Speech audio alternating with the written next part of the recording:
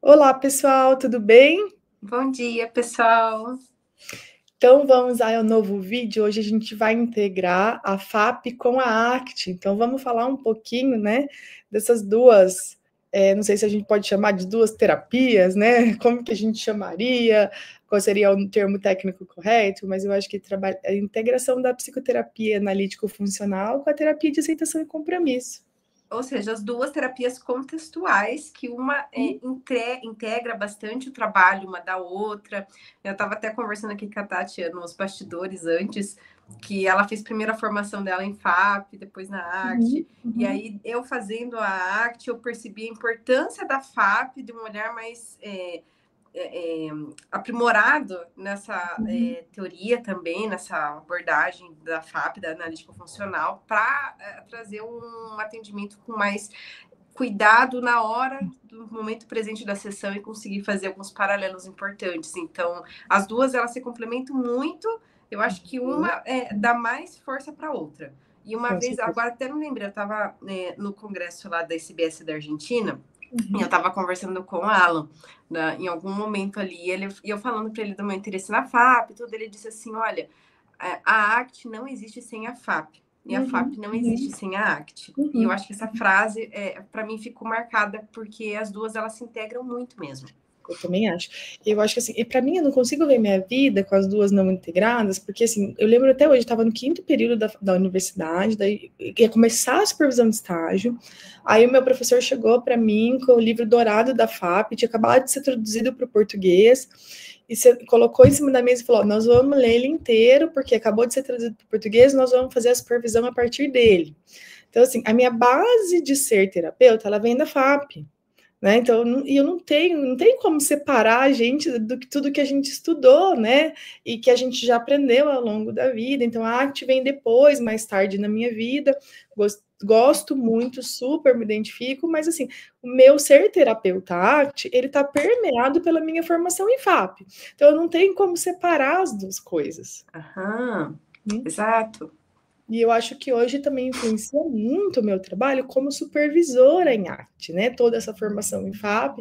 Então, as duas coisas estão bem integradas, que não é incomum com os terapeutas brasileiros, pelo menos. Então, quase todos os terapeutas que eu conheço tiveram contato, têm contato com as duas, já estudaram as duas, pelo menos terapeutas que vieram de uma base analítico-comportamental, mesmo que em momentos diferentes. Então, às vezes começaram pela ACT, foram para a FAP, começaram pela FAP e foram para a ACT, né? Historicamente, é mais comum, pelo menos os mais velhos, que começaram na FAP por conta que ela entrou primeiro no Brasil, se popularizou primeiro no Brasil, né?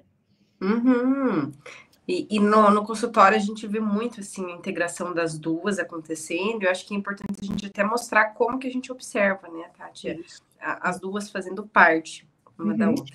E eu vou falar um pouquinho, acho que eu posso começar essa discussão falando um pouquinho de uma pergunta que eu sempre faço para os meus supervisionandos, né? Foi até uma pergunta agora de final de ano para os alunos que estão se formando, tá? Os supervisionandos da graduação, que eu pergunto para eles assim, né? Como é que você. Isso eu já pergunto no dia a dia, como é que você se sente atendendo esse paciente, que sentimentos esse paciente traz em você, que é uma pergunta tradicionalmente da FAP, né, que fala da importância da relação terapêutica, de estar presente para o paciente, mas a gente está integrando as duas. Estou ali presente naquele momento, para ir sentindo todos os sentimentos que possam vir. E eu vejo que ainda há uma dificuldade grande dos pacientes, dos terapeutas, de falarem que não estão se sentindo bem atendendo os pacientes. Quando o sentimento é bom, é fácil falar. Uhum. Quando não é bom, vem uma fala com vergonha. E às vezes isso vem assim, ai, tô te sentindo até vergonhada de te falar isso, né? Tô me sentindo até mal de falar isso, mas eu me sinto assim, eu me sinto cansada, eu me sinto entediada, quando é o dia da sessão dele, eu tenho vontade de não ir.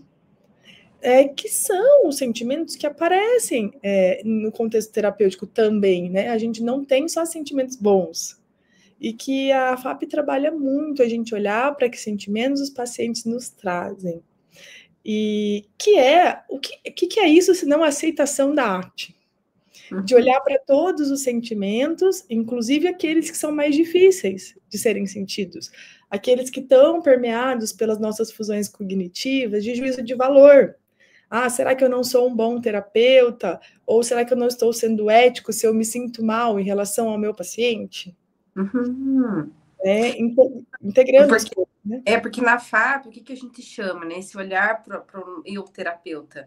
O T1, que seria os comportamentos de problemas do terapeuta, as dificuldades do terapeuta, e os T2 do terapeuta, que seria o oposto. Me corrija se eu estiver errada, tá? Isso, as melhoras. Não, é isso mesmo. Só que eu acho tô indo ainda na FAP. Só que eu acho assim, ó, às vezes, se a gente se sente mal em relação ao paciente, eu acho que você trouxe uma coisa, Ana, que os meus alunos, meus provisionandos, às vezes trazem, que eu tendo a corrigir no seguinte sentido, ó. Se eu me sinto mal em relação àquele paciente, não é necessariamente um T1. Por quê? Porque eu acho que a gente tende a pensar que não é errado se sentir mal em relação ao paciente e que isso é um problema do terapeuta.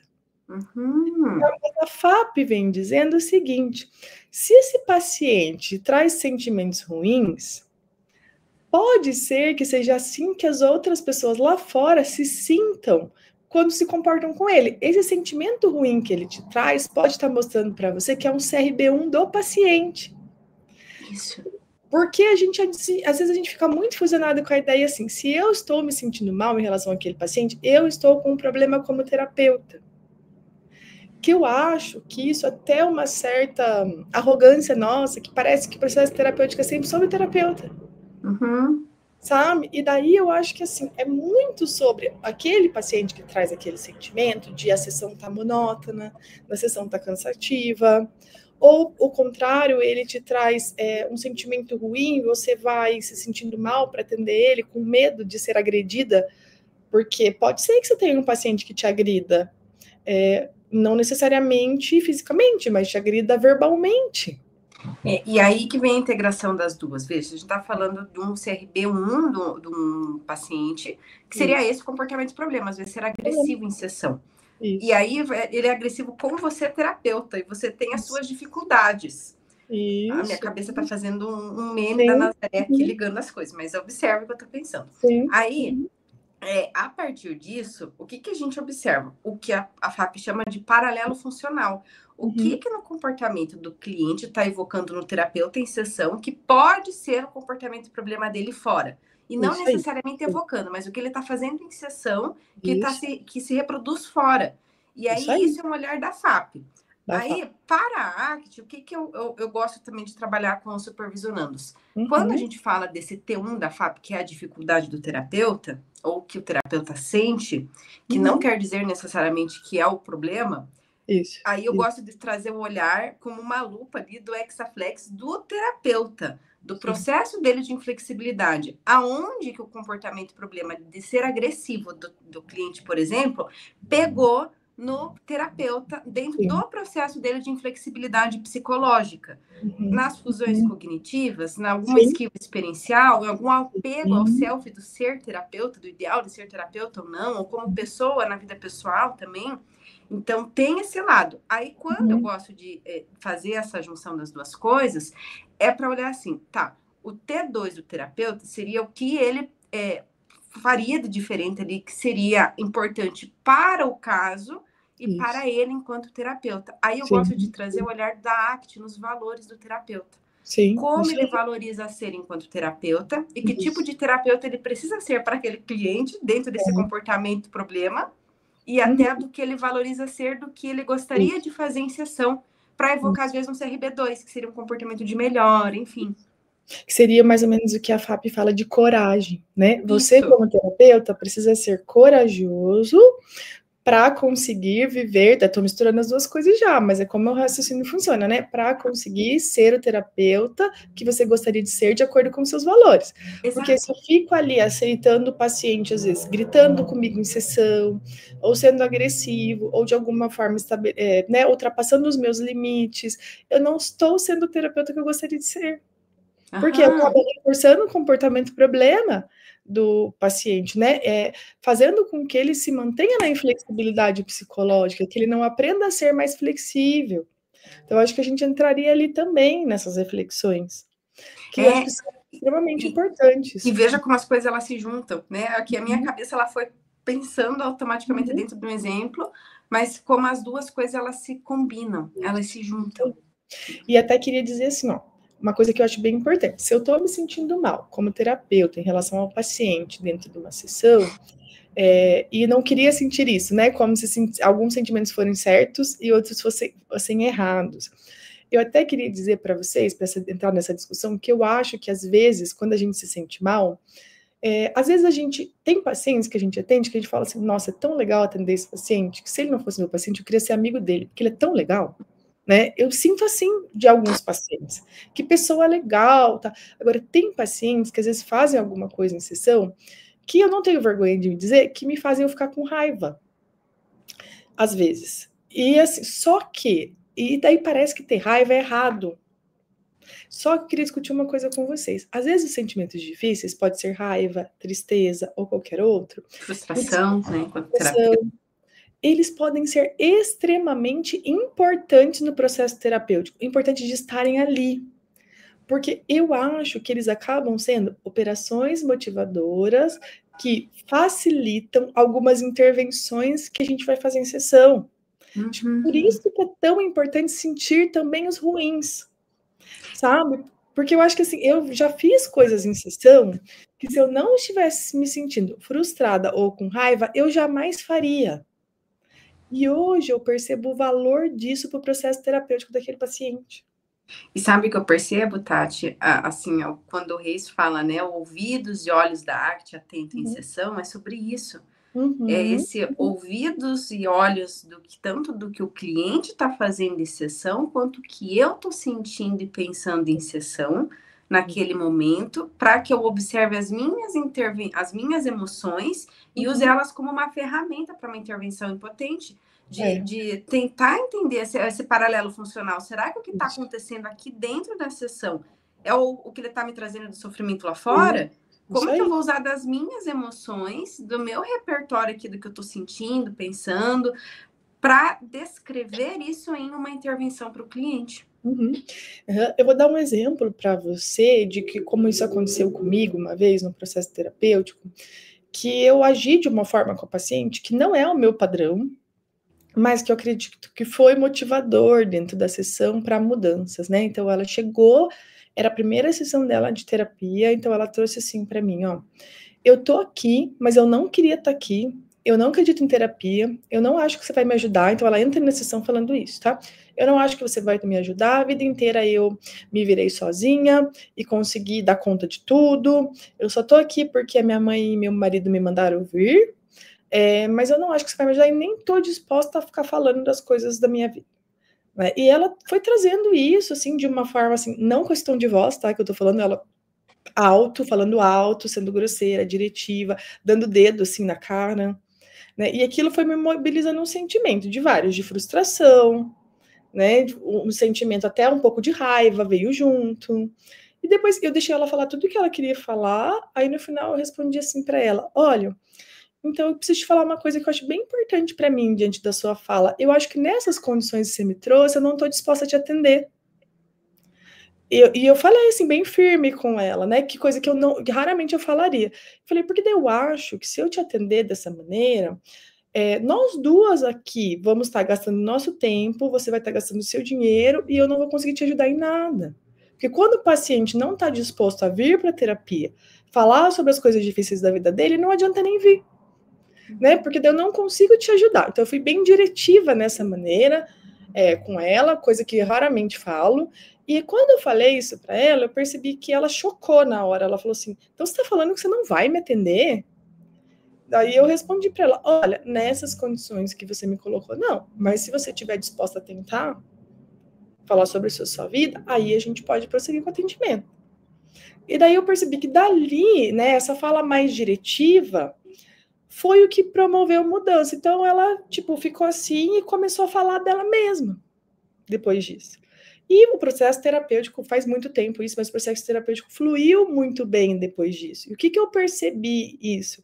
Que se eu não me tivesse me sentindo frustrada, até com um pouco de raiva, da forma como ela iniciou o processo terapêutico, eu não faria.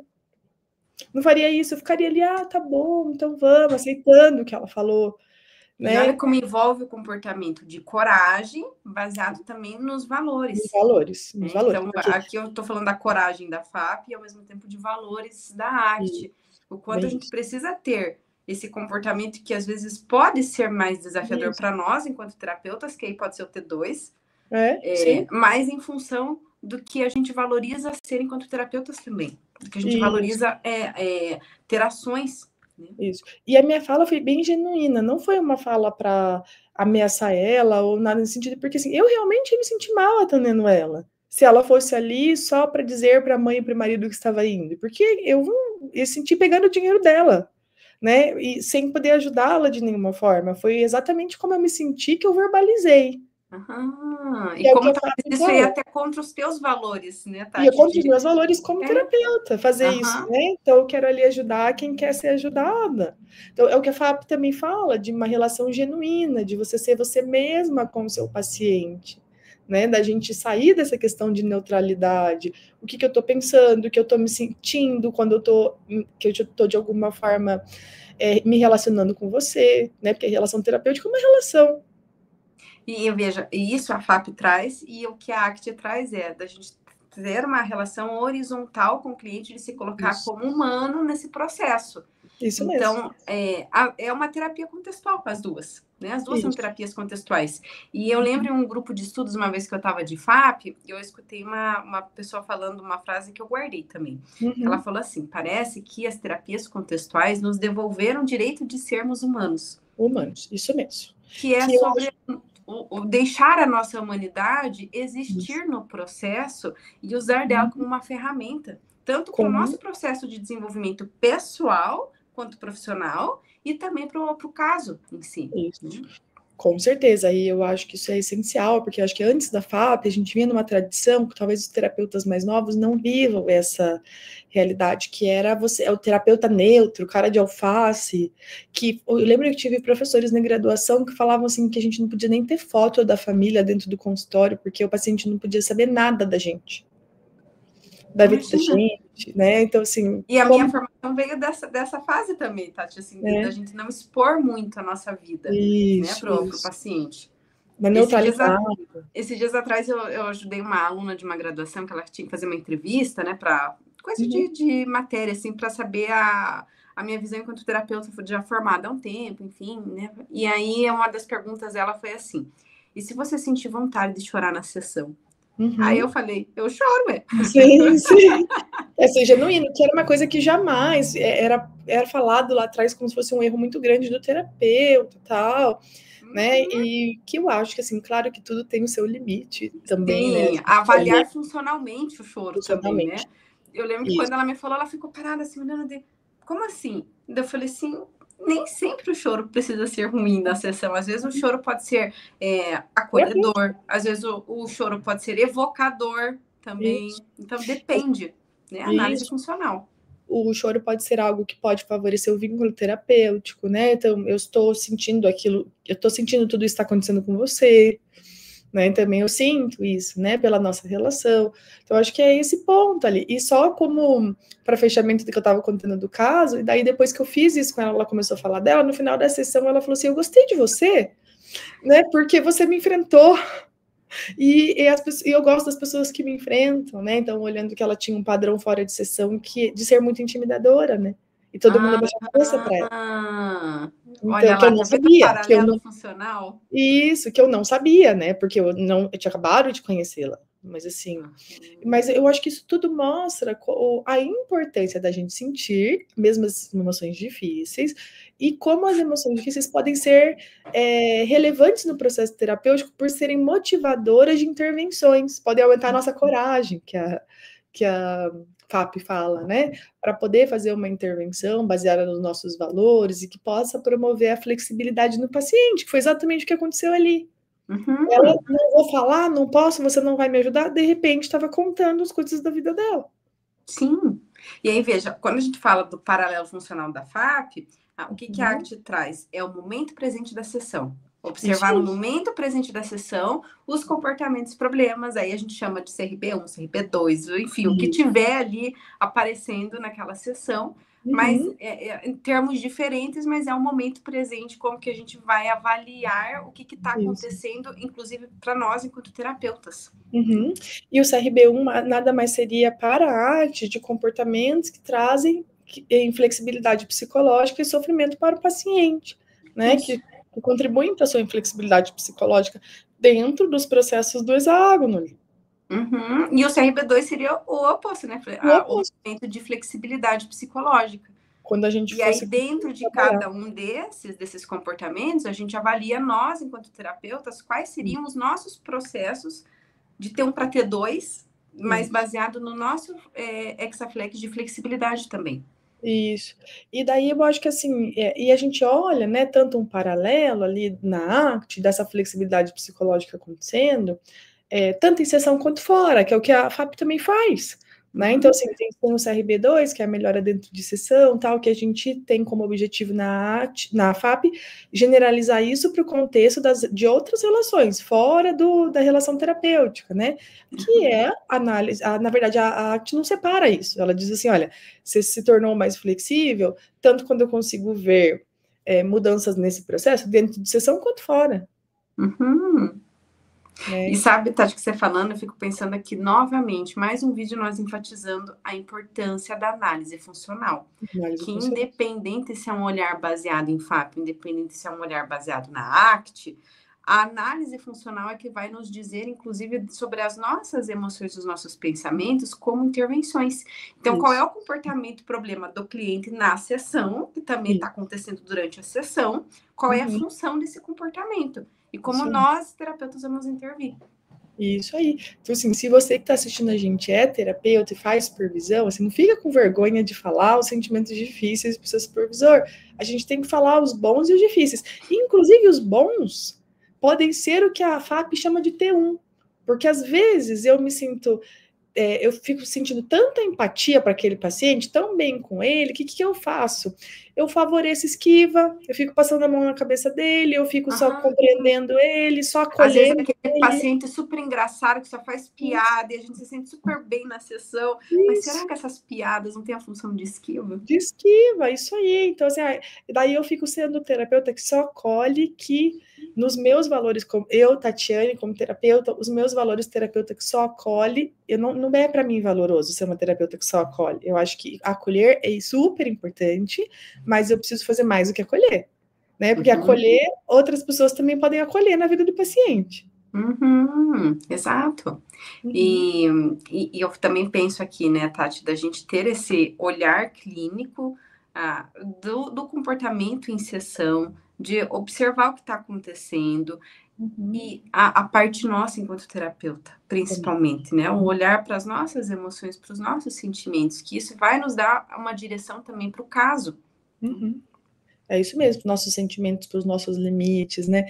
E não achar que só pode sentir coisa boa também pode ser um problema. Então, analisar funcionalmente, como você falou ali, também o nosso sentimento bom em relação àquele paciente, que pode estar favorecendo a inflexibilidade dele. E bem como você disse da supervisão também, Tati, eu fico pensando aqui, a minha base ela foi muito feita também com pesquisas da interação terapeuta-cliente, então eu meio que estou condicionada a ter esse olhar da interação terapeuta-cliente. E é uma coisa que eu busco fazer muito na supervisão também com os supervisionandos, eu vejo o quanto isso é uma diferença e nem todos os profissionais, às vezes, olham para isso como algo importante e relevante no processo terapêutico. Então, falar do que a gente sente, do que a gente pensa, é extremamente essencial para dar uma direção para a intervenção também. Com certeza. Então, eu acho que assim, como eu me sinto em relação àquele paciente, né, entender o que vem do paciente no processo terapêutico que pode estar trazendo sentimentos em você e que pode ser alvo de intervenção terapêutica, seja ela de qual tipo. E também olhar, eu acho que, né, o foco sempre é no paciente, mas também olhar para padrões de comportamento nosso no hexágono do terapeuta que podem estar favorecendo ou dificultando o processo terapêutico. Essa é outra a pergunta que eu faço sempre para os meus supervisionandos, né? Depois de um tempo de supervisão, porque no começo eu acho que é difícil essa identificação, tá? Fiz agora para os alunos da graduação, né? Que acho que eu não comecei a falar e não concluí. Que eu perguntei para eles assim, ó, que comportamentos seus você acha que favorece o seu ser terapeuta e comportamentos seus dificultam o seu ser terapeuta? Então, essa é uma das avaliações que eu faço com eles, sabe, no estágio. Perfeito. Porque eu acho que para mim, isso é mais importante para eles que estão se formando agora do que eles ficarem me falando que eles sabem teoria. Que eles passaram 4 anos estudando teoria.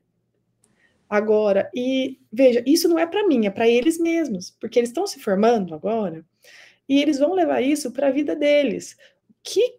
Quais os maiores desafios, que comportamentos meus favoreceram minha relação, minha interação com os pacientes, a melhora dos pacientes, para eu manter e melhorar, né? E que comportamentos meus dificultaram, que são pontos em que eu preciso trabalhar.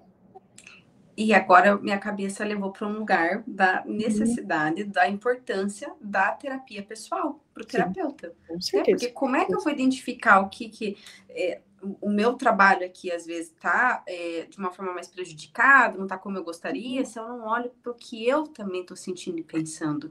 Então, aumentar esse repertório nosso de descrição nos eventos encobertos, de relações de causa e efeito das coisas, não que isso vire uma fusão, mas só para aumentar a descrição e a consciência, é extremamente relevante para a gente também ter bons resultados na clínica.